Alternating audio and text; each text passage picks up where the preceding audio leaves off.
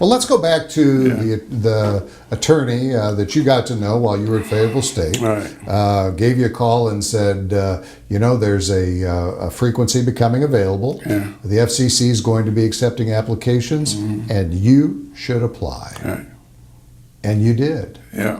Who else applied? How many applicants were there? I believe it was 7. 7 applicants. It was two other local people, and one of those was black. And something happened to that application. I don't know what, and it got kicked out. And then that left 6 of us in there. So you had 6 applicants at one time through the process, and Right. this took several years. We had depositions were done in 1992. And I spent a whole day in Washington, attorneys grilling you and stuff and trying to trip you up. And one of the applications was thrown out because this group had a black man in the group. And because they was trying to get some minority preference. They wanted minority preference just Right. by having someone. Yes.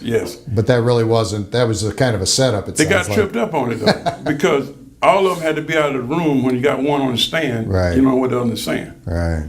So they asked we were sitting there listening, so they asked this one guy, how did you meet this man? He said, we were at the market one day and I saw him and was talking to him. We just got together and got to be great friends. And they asked another one of the applicants on that in that section, how did you meet the guy? That was a different story. And so there was something wrong with that. So the judge said, "I get it." He threw it out. That was dismissed. So you had one less contender. Yeah. Then it left 3 of us.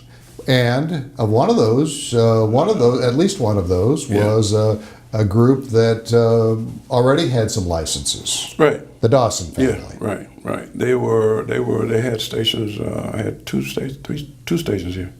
As a matter of fact, when they got their FM license,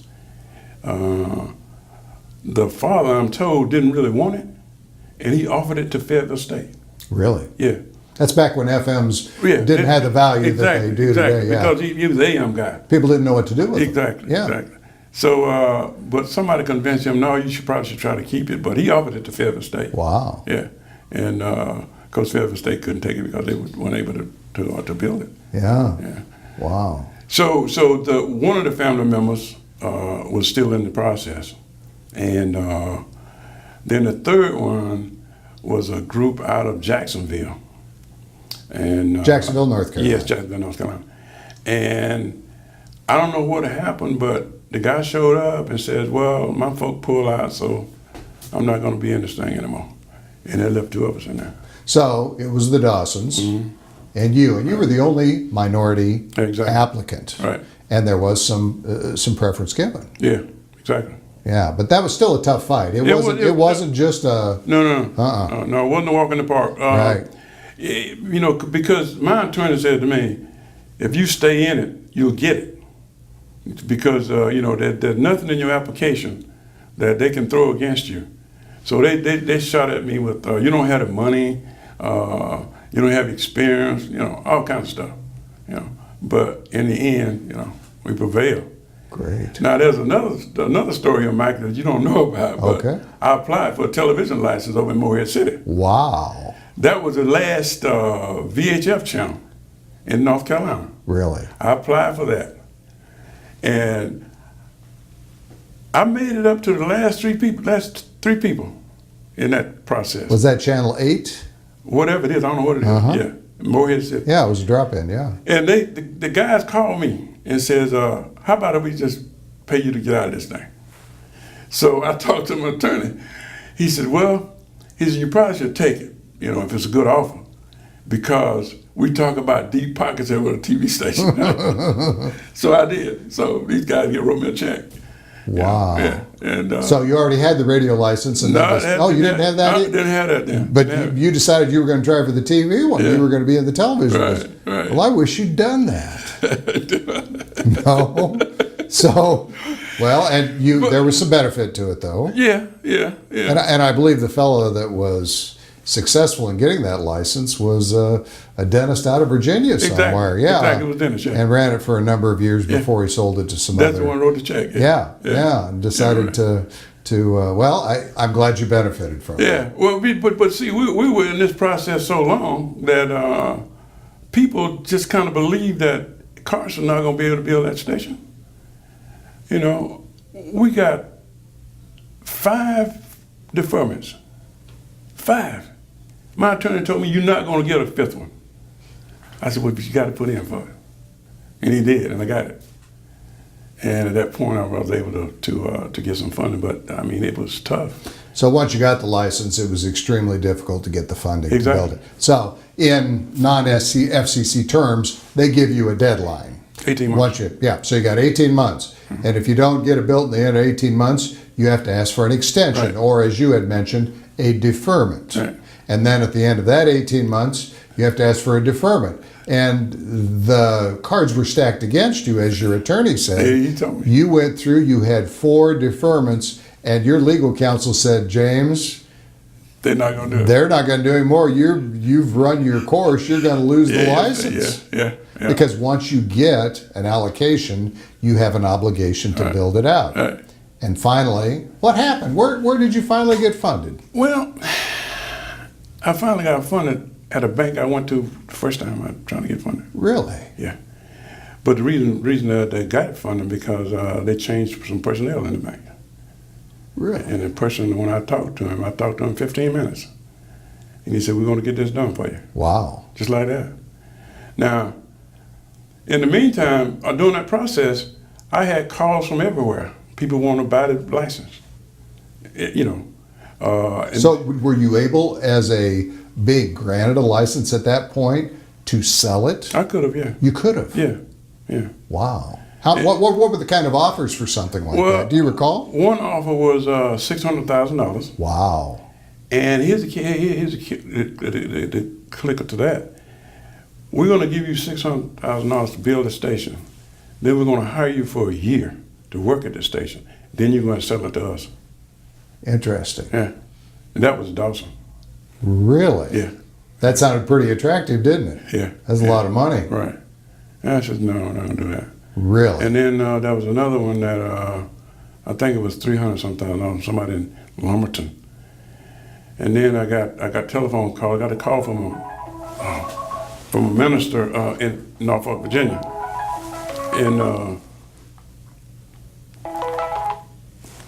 In Norfolk, Virginia, he called me home one night.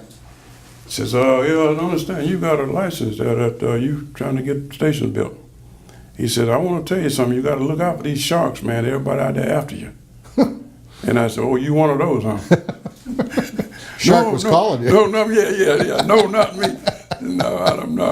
I'm sorry. No, I don't want to sell anything. No, I'm going to build a station. But in fact, he wanted to do the same thing the other sharks wanted to do. Exactly.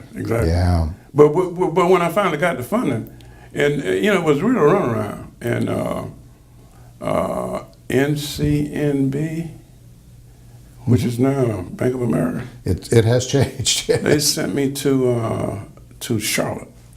You need to go to Charlotte and talk to this person who handles minority stuff for us. Really? Okay. Wow. This might be the way here to do this thing. So I drove to Charlotte and went to visit this person. It's female, and she said to me, "You know what you need to do?" I said, "What do I need to do?" "You need to go out and sell some advertising." I said, "What you say?" "You need to go out and sell some advertising and get the money to build a station." I said, "I don't have a station. How can I sell advertising? I don't have a station." "Well, but that's the only thing I can tell you." So I got my little bag and left. And I had a lot of that. And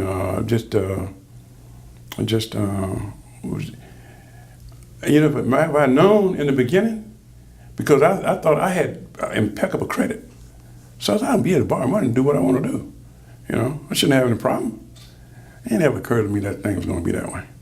I might have not gone after this thing, after that. Who did finally provide the financing? What bank? BB&T. BB&T did. BB&T, yeah. NCNB turned you down because you had. Oh, yeah. NCNB, Wow. everybody. So BB&T in Wilson, North Carolina. Yeah. Yeah.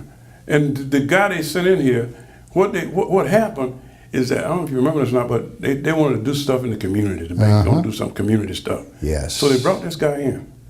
And a friend of mine who's a realtor, he went by his office. He says, we just need to find some projects we can get on. He said, well, I know just the one you know to deal with. So he called me. He said, go down to the bank and see this guy. And I went down to see him. And like I said, in 15 minutes, he said, we're gonna do this for you. Wow. Now, we weren't talking about a whole bunch of money, Mac. You know, we were talking about, what, $350,000 plus this building. You know, that was, you know, it was no big deal. I mean, you know, but that was a lot of money for me, I guess. But and you couldn't understand why you weren't able to do that with a guy with a good credit like you were. But the thing was that it's a piece of paper. That's what they said to me, it's a piece of paper. Now, if you're talking about land, you're talking about a building or something, that's different. Well, it's a piece of paper. So that's why we got to do this. Wow. Yeah, but anyway, you got it done. So, for your fifth extension, Yeah. BB&T Yeah. came through and you built the station. I bought this building, paid $26,000 for it, Wow. and then renovated it. You know, and so we debt free with all this stuff now. WCCG FM 104.5, Right. licensed to Hope Mills, Yeah, North Carolina. Right. Actually, with your studios, though, in downtown Fayetteville. right. Wow. Tell us about your first day on the air. We signed on as, well, first day on the air, we started playing classical music. You know, I thought that was very interesting when I saw that. with the classical music. You signed on as a classical music Right. station. Right. Why did you do that? Well, we had to get on the air a certain date. Okay. And so engineer says we can put a tape recorder out there and run station ID and run some classical music. That's what we did. Wow. Because it didn't have all the equipment. Right. You know, it had a transmitter, but it didn't have all the studio stuff set up yet. And you had to meet your requirements for your license. Exactly. So we did that, and I got people calling me about they're so glad to have a classical music station. So a lady came by here, man. Lady came by and said, I want to meet the owner. So I met her. She said, oh, this is so great. I just moved here from Cincinnati, Ohio, and this is just great. I said, ma'am, I said, hold a second. I said, this is not going to last. She said, what do you mean? I said, I can't make any money running a classical radio station in Fayetteville, North Carolina. She said, well, yes, you can. I said, no, ma'am, I can't. So we did that for 3 months, maybe, Yeah. a little less. And then we went on with our regular programming. We got all the equipment in and everything. And it was called The Vibe, is that correct? Yeah, that was our first moniker. Yeah, And what was the first song that you played? Do you remember? yeah, it was Al Green. Yeah, Love and Happiness. Yeah. Wow. And tell us about the format. It was classic R&B. It was classic R&B, and we Who stayed. were the artists that you played? Wilson Pickett, Al Green, James Brown, all the gamut of Marvin Gaye? Marvin Gaye, Yeah, all the that. Supremes, all the great, all the those great Motown folk, yeah. classical Yeah, Motown artists. Wonderful And we music. changed. People liked it too, didn't they? Yeah, they liked it, but you know, one of the things, somebody came in and convinced me we're looking at 25-54 Uh-huh. with that format. We need to go back some. We need to pick up some 18-year-old folks. Want the younger audience that's got the money to spend. yeah. That's what advertisers want. 18-34, yeah. So what did you do? We went to Hot 104.5. So there was something interesting that happened in October of 2002. 2000. You played on your radio station, WCCG, James Brown's The Payback over and over and over for several days. You created a stir.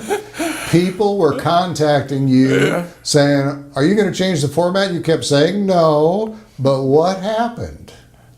We changed it. We did that. One lady even called 911, thought maybe there was something holding hostage at the station. That's right. You created a problem. Yeah, well, we were told you need to stunt that thing for a while so you're going to change over so people will be looking out for the change. And you became the Hot 104.5. Yeah. Right. And then we got away from that hot deal, and then we went to hip hop stuff and hip hop and R&B. We play a little bit of R&B now. We don't play as much. But you even had a portion. You hosted a Spanish language program on your station. Yeah, Tell us about that. Well, the Hispanic people came in and said, look, why can't you put some music on for us, So guy says, I can go out and get some money, advertising money, and we can do it. So I said, well, let's see what you come in with. And so he went out and hustled and got some folks to sponsor and stuff, and put them on Sundays and in the afternoons for 3 hours, I think it was. And that was on for, I guess, a little over a year. Wow. And see, there was no Spanish-speaking people in the station. Okay, none of us in the employees spoke Spanish or could understand Spanish. So you didn't know what they were saying. Exactly. What happened? Well, had a professor at Fayetteville State who was a Spanish teacher, and I told him, I said, I want you to monitor that thing for me. I want you to listen to it on Sundays and see what's going on. And so Monday morning he came back. He said, listen, man, let me tell you something. He says, yesterday the DJ just ran down some female. I mean, just talked about her like a dog. I mean, it was terrible. I said, what? He said, yep. He said, if I were you, I'd get that off of there. So I chased him off, man. Oh my God! We didn't know, I didn't know in Spanish. Yeah, they were having a good time doing what they wanted to do. Yes, until you got someone that spoke Spanish to listen to the station. Right. And we have, as a matter of fact, we had a guy to come in here a month ago, and I think he wanted to do some Spanish stuff. I said, well, I put a price on it that turned him away, so I wasn't worried about him coming back. Yeah. Yeah. Well, you were open-minded. You were good-hearted. Yeah. You gave people an opportunity, and you tried to do it to help the community. I did. And there's a little bit of a market for it. It's still, And the other thing too is that there's a restaurant here called Mi Casitas. Okay, and Mi Casitas is Mexican. Mm-hmm. No question about that. The people I had doing the program were Puerto Ricans. Salsa music, merengue. So we didn't play enough merengue for Mi Casitas. And so he never advertised with us. The Mexican restaurant wouldn't advertise with you because they were Puerto Rican format. Playing salsa music. And that's something that probably you didn't understand up front, but found out later. No, right, yeah. Right. Yeah.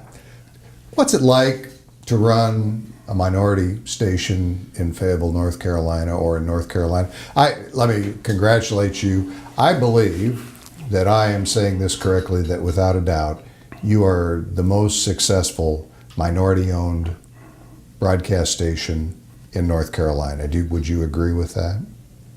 I don't know. I think you are.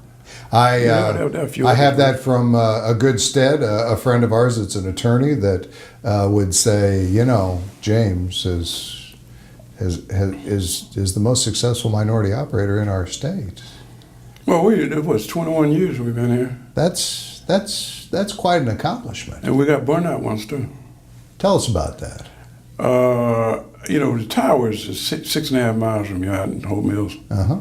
And some guy was out there burning trash, and the next thing you know, it got away from him, and all of a sudden our station went off the air. So I jumped in the car to go out to the tower, see what was going on. Well, halfway out there, I see all this smoke. I said, it can't be coming from my tower, And as I get to where I can see the tower, it's gone, man. When you say you got burned out, you meant it. Yeah. Wow. Yeah. That's amazing. Yeah. Well, what happened? Did your insurance cover that? Was he responsible? Insurance covered it. How long were you off the air? Less than 24 hours, because what we did was get a transmitter and put it in the van and hooked it up. Yeah. So we stayed. About what year was that? 2004, I guess it was. Wow. Yeah. So we were off the air less than 24 hours. Well, that's not bad. Yeah. But what happened though, see, during that process, we were trying to get another transmitter and all that stuff. Yeah. And get the transmitter house rebuilt. Yeah. Somebody cut the fence and stole the transmitter that we were using because it was a 1,000-watt transmitter. Just took it out of the van. Yeah. Really? Yeah. Did you ever find it? No, I didn't find it. So we had to get another one.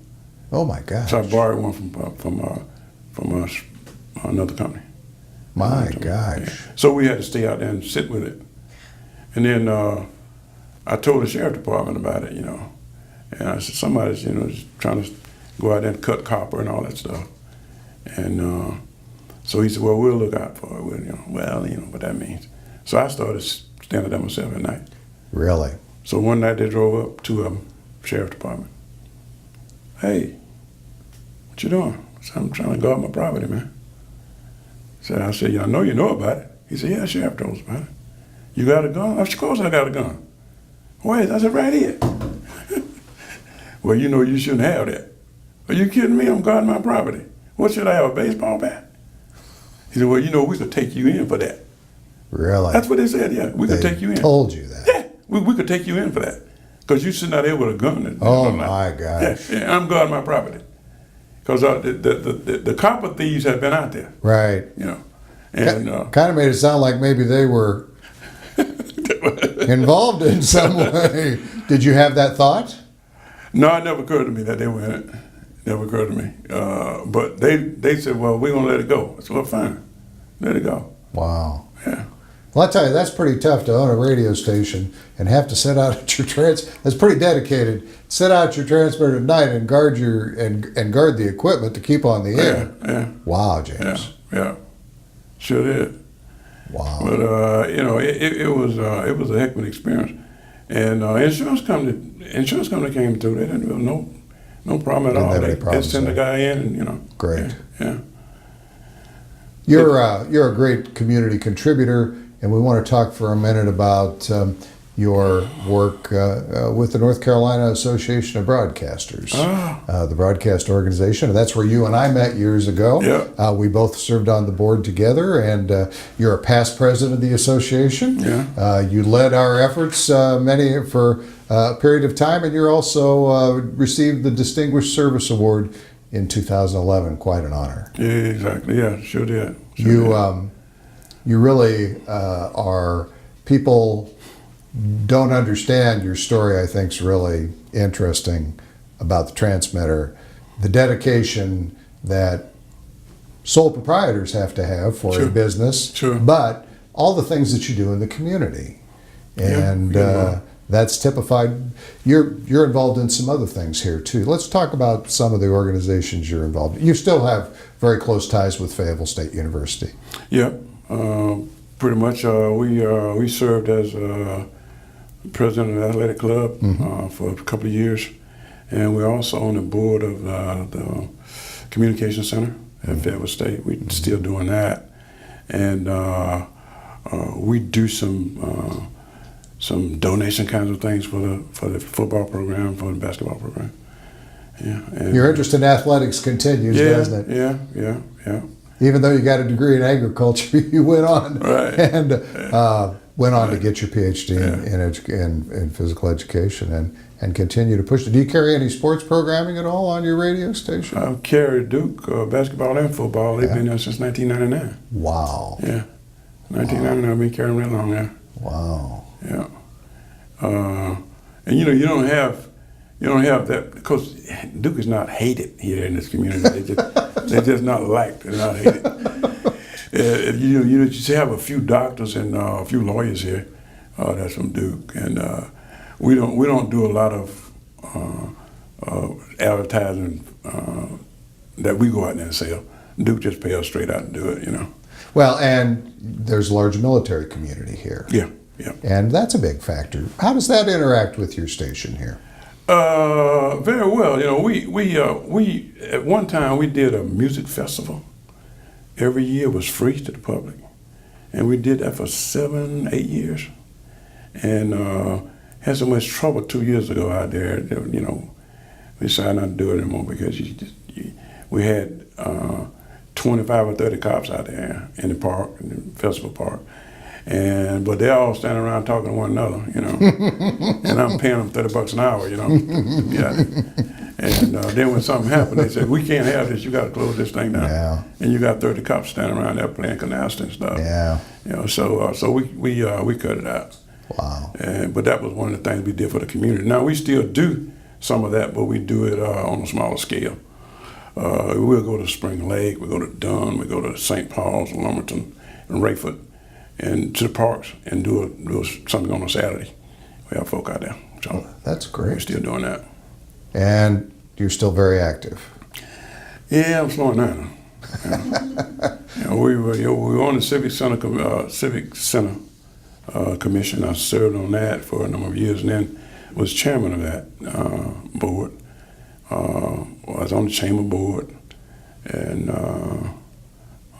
also the Cumberland Community Foundation. I was on that board as well, which is a foundation for all of Cumberland County for a lot of things. It just typifies and speaks loudly of all the commitments and things that you've contributed. Yeah. It's not just a business to make money. You've done much more than that. Yeah. Well, you try to do what you can because everybody's knocking on the door. Yes. Because you got a radio station, they think you got money going out of Yang Yang, but doesn't work that way, does it? No, it doesn't. No, but we try to participate in things that's beneficial to the community. We'll continue to do that. I'll tell you another story. My son, my youngest son, he worked in financing on Wall Street for a while. Then they moved him to London and Frankfurt, Germany. And then he came back here. Now he's working for Bank of America. He called me one day. He said, this was about, 1997. Might have been 2002 or 3. He called me. He says, I got a guy who want to fund some stations for you. And he said, we need probably somewhere in the neighborhood of $25 million. Okay? That's kind of money we're talking about. He said, can you put together something? I said, yeah, I think I can. So then I got on the horn and started looking around for some stations that were available. Looked in Florida, Alabama, North Carolina. And I ended up with 19 stations that were for sale. So I put all that in the big package. It took me a while, but I could put it together. It did take a while to do that, yeah. Wow. And so I put all that together, and then I sent it to him. And the guy that he was dealing with lost his job with. Oh no! So it never worked. It didn't work. Oh gosh! Yeah. Well, you almost became a mega station owner. Yeah, that's what I was trying to do. Yeah. Because see, in the first place, when I went into this business, I thought, well, look, I'm not going to do this single station for all this, these number of years. But then I didn't realize what the problem was going to be like. Mm-hmm. So, Mm-hmm. Well, I wish that would have happened. Me too. It would have been interesting. Yeah. And you'd have been a good guy to run it. Well, I don't know about that. So what's next for you? What do you see as what's your game plan the next 5 years? 5 years? Man, I just take 1 year at a time. All right, well, what's your game plan for the next year? I'm going to step out of this and let my son run it. Is your son interested in the business and with you? Yeah, he's here, but he's part-time. He works here part-time for me, and he works part-time at the airport. Oh, okay. He works for American Airlines. Oh, my gosh. Yeah, he's working for American Airlines. So we get to travel for free. So is he the heir apparent to the radio station? Yeah. Because I don't think the youngest son want to come back here. That's the one in finance. Yeah. He works for Merrill Lynch now. With Bank of America. Wow. Yeah. And he lives in New Jersey. Oh my gosh. Got 3 kids. Oh. Instead of twins. Oh, yeah. Really? Yeah. And the only one that's really interested in the radio station. He's here. Well, that's great. Yeah. So at some point in time, pass the reins over and then... They say it's going to be hard for me to do that. That's what they say. I think you're exactly right about That's what they say. I think you're exactly right. Well, I mean, my wife says, "Oh, do you have to go down there every day?" What did you say back? I said, "Yep." if I want the station to be there, I have to go there every day. Yeah. People. You got good workers. Yeah. But that goes so far. That's right. And because it's not theirs. So there's got to be some means of stepping in there, taking over when you need to take over. It just happens. It does. Well, that's very interesting. Any other things that you want to tell us, or any other stories you want to share with us? Stories. Oh man, I could tell you those all day. Ever have any celebrities or prestigious folks come visit the station that you want to tell us a story about? Well, when we started out here, we had our own morning show. Mm-hmm. Had 4 people in there in the morning from 6 to 10.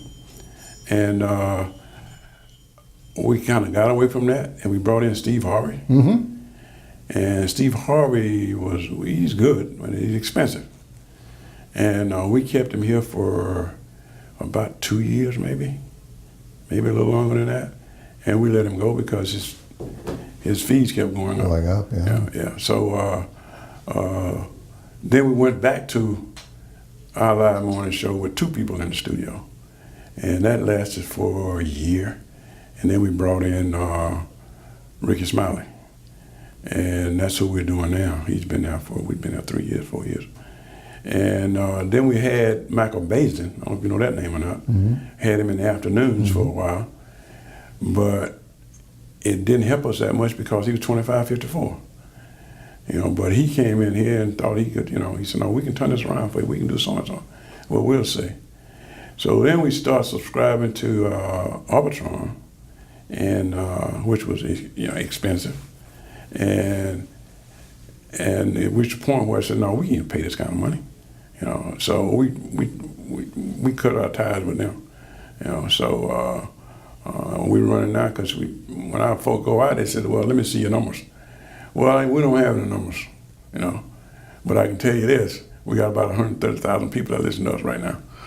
Every quarter hour, we got that many folk out there listening. So, you come on board with us. If we don't bring folk into your business, then you let us go. And we said we're going to bring folk into your business. We can do that. So you just give us a chance to prove that to you. So that's the way it's been working. And we just, Nielsen's been calling. He said, I think Southern Pines, Walker Morris stations. Tiffany Hewitt, she called me a couple weeks ago. She said, do you do Nielsen? I said, no, I don't do Nielsen. I can't do Nielsen. That's too expensive. For me, if I had 6, 7 stations, that's a different story. It's tough for a sole operator to with a single station because the rating services are expensive. Yeah. Employees are expensive. Yeah. Electricity is expensive. Yeah. And at some point in time, you got to make some choices. You do. And it's tough. Yeah, it is. And I'd like to do that, because I'd like to go into a business and hear my numbers is what we're doing. But we just said we can prove that we can bring people to your business, so that's what we're selling on. Wow. Yeah. Well, that's terrific. So, no plans to get out of the radio business. You like to be here. I'll be here a while. I think so too. I think so too. When my wife says, if you can struggle, you'll be there, right? Yeah, I'll be here. Yeah, I'll be here. Yeah. Well, we appreciate you speaking with us today. Thanks, good. And guys, you've really told us some interesting things. Yeah. Dr. James Edward Carson, thank you so much. You're quite welcome.